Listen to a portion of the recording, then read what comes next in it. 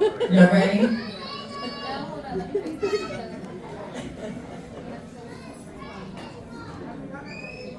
Let's talk about Mark White Hawk. Ooh, you get me.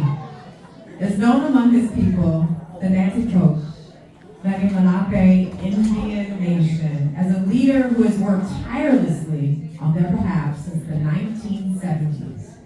Born in Bridgeton, New Jersey on May 28, 1942. Are you an Aries? March 28th. March Oh, 28th. March. What did I say? May. Oh.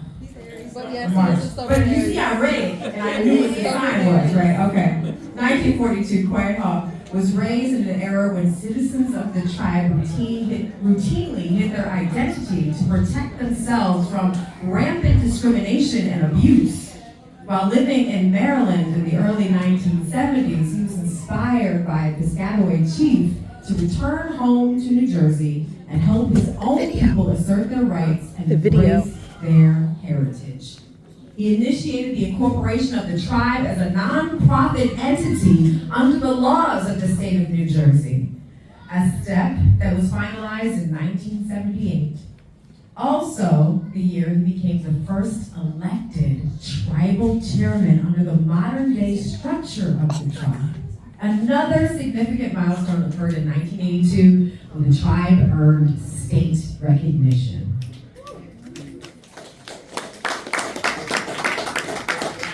Quiet Hawk is also a master artist, with several apprentices receiving folk arts apprenticeship grants from the New Jersey State Council on the arts for Lenape water drums and Lenape powwow drum making. His drums have been displayed at the tribal headquarters, Wheaton Arts and Cultural Center, and Rutgers University, schools and libraries throughout the state. Making the drums and any other traditional crafts means going back to the ancestors and doing it in the same way, or we will lose the meaning. Many people prefer the new ways because they are easy, but they gain a different understanding of our culture with the old ways. Okay? Quiet Hawk continues to educate tribal members, teachers, students, and others through apprenticeships, public presentations, and demonstrations. It's not just the knowledge that has been passed to you, it's how you return the gift. Don't run over that.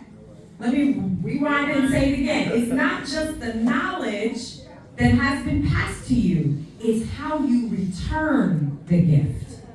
Quiet Hawk also participates in conference on Lenape cultural heritage and gives lectures on Lenape history and culture, language, and traditions. I'm going to call up to say what I did Brother Ty, Sister Trinity. Call up Sister Trinity Norwood. You give her a applause.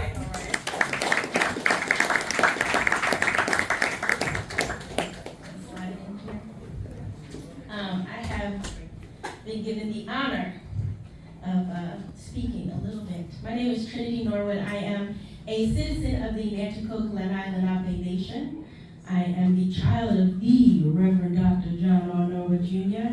and First Lady Tanya Norwood, and it is an honor to be here before you tonight, dancing with my ancestors, and to be in a space where we are honoring people that have inspired me my entire life.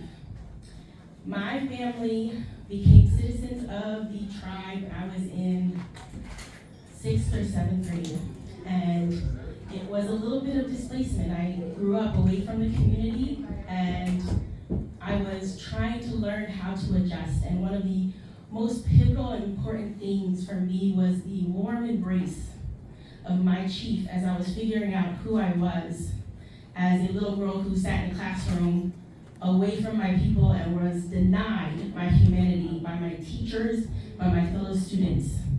But I had a chief and a community that stood with me strong.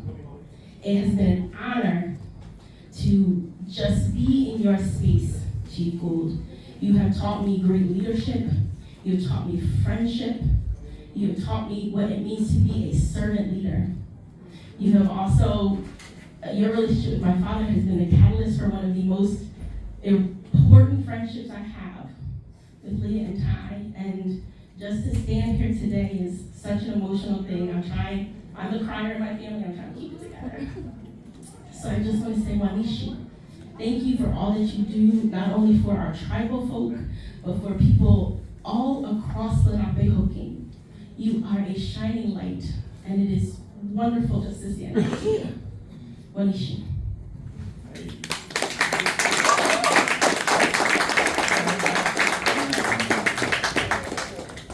So what is our next stop? What am I You get supposed to to? talk now. You know, Oh my God. you all right? I'm old. I'm ready. Y'all can do better than that.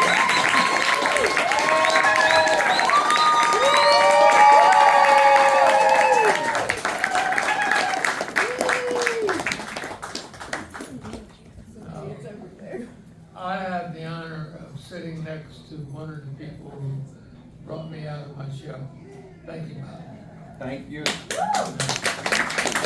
You know, back in the 60s and 70s, it was difficult to talk about your heritage.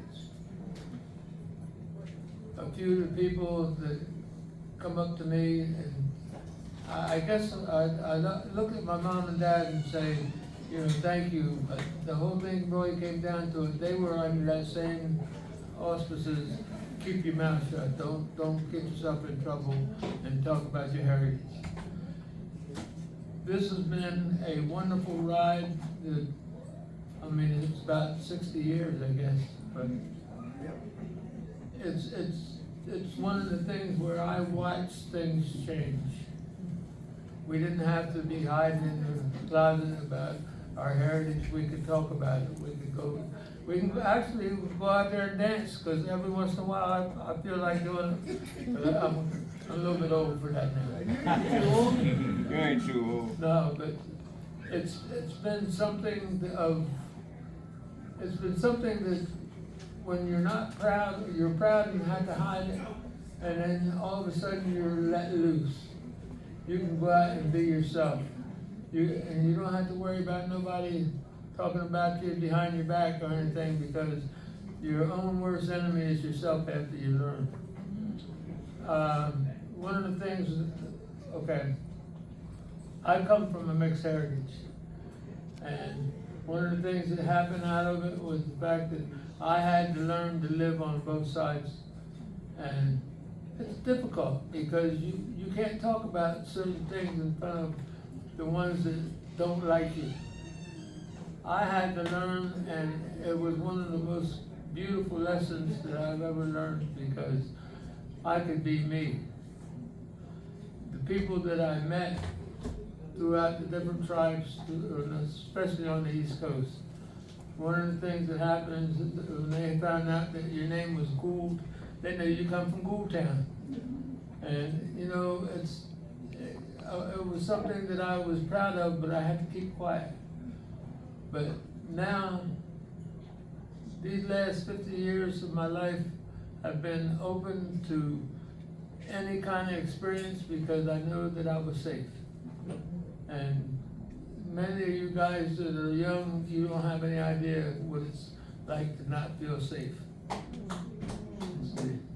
And I feel like the help that, okay, I want to raise somebody up. The females in the tribe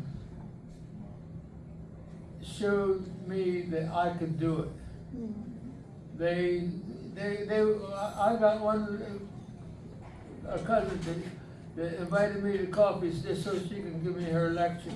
And I feel that one of the things that we were lacking is the fact that the men stick their chest out. The women are the ones that did it. And like I said, I don't mind. I'm 83 years old now. I can get that whipping. But this is what carried us. We knew who we were, but we were afraid to talk about it.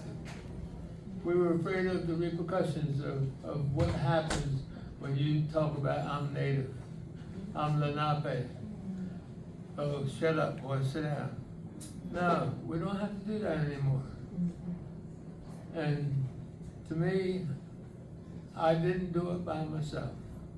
I'm just as proud as I can get of the people who helped me, because they were waiting for somebody to come out and say, we are happy with who we are. We're not going to hide anymore. I know that's not what I was supposed to be talking about, but this is my life at 83 years old, and I'm saying to you, be proud of who you are.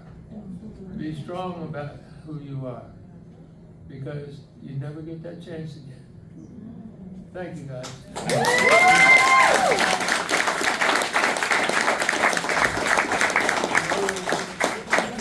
She almost knocked me off my feet. You know, I'm a sucker for a pretty girl.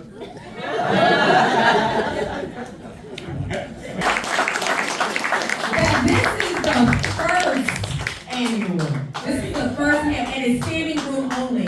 Y'all did that. Thank you so, right? You deserve it. Like, this is so good. And congratulations to all of the elders and all of our speakers and all of the award winners. Thank you so much for being here. I'm going to hand the mic over to Meredith and Tavis. I want to hand the mic over to is wooden, just like the rest of our class. It's 3 by 3, so 3 feet by 3 feet. It's a hand-carved image of you, Chief, engraved in the wood with an acknowledgement and a celebration, words of celebration for the Chief. And so, unfortunately, we're unable to show it to y'all. However, as soon as it comes, we will be sharing it with the family, and we hope that you will be able to share it with the community sooner than later. So we wanted to just make sure